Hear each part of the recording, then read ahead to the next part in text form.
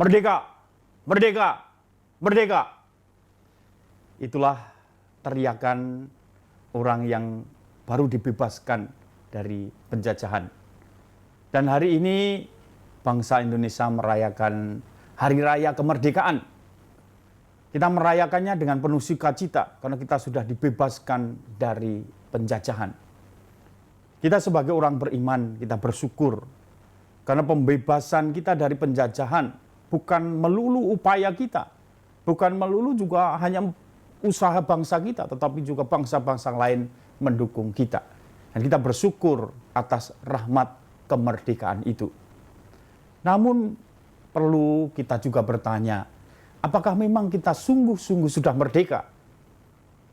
Kalau kita melihat realita hidup kita, kadang-kadang kita masih dibelenggu justru oleh nafsu kita sendiri, oleh kebencian di dalam diri kita, oleh berbagai hal yang membelenggu kita, sehingga kita tidak sungguh-sungguh merdeka secara batin.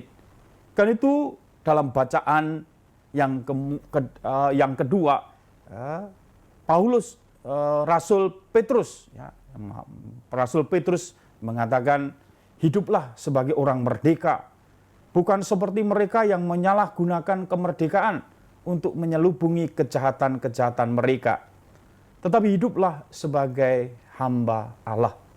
1 Petrus bab 2 ayat 16.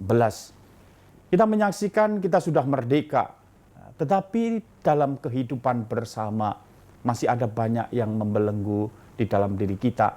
Kita masih menyaksikan para pemimpin yang mungkin korupsi, kita melihat di antara anak bangsa masih saling menyebar kebencian, saling kemudian menjelekkan satu dengan yang lain.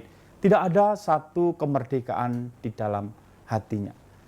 Rasul Petrus mengingatkan supaya kita sebagai orang yang merdeka sungguh-sungguh menjadikan kita sungguh-sungguh merdeka. Tidak hanya merdeka dari penjajahan, tetapi merdeka dari nafsu-nafsu di dalam diri kita. Nah, di dalam kitab Sirah kita juga mendengarkan pada bacaan pertama bahwa janganlah pernah menaruh benci kepada sesamamu, apapun juga kesalahannya, dan jangan berbuat apa-apa terpengaruh oleh nafsu. Kecongkakan dibenci oleh Tuhan maupun manusia, dan bagi keduanya kelaliman adalah salah. Nah, inilah bahayanya ketika kita masing-masing masih dibelenggu oleh nafsu kebencian, kedengkian, kejahatan di dalam diri kita. Itu yang justru berbahaya. Ketika kita memimpin, kita tidak sungguh mempunyai hati yang untuk kebaikan bersama, hati yang kemudian rela mengorbankan diri untuk kebaikan bersama, tetapi justru mengorbankan orang lain untuk kebaikan dirinya sendiri. Dan pemimpin yang demikian tidak akan membawa kepada kesejahteraan, kepada ketertiban, kepada kebaikan bersama. Demikian juga kita sebagai warga negara, kalau kita masih memiliki kebencian, kedengkian, dan kemudian geram di dalam hati kita, kita pun juga tidak bisa hidup rukun, tidak bisa hidup sungguh-sungguh saling mengasihi sebagai satu bangsa, sungguh-sungguh mendukung satu sama lain untuk bersama-sama menuju kepada hal yang lebih baik.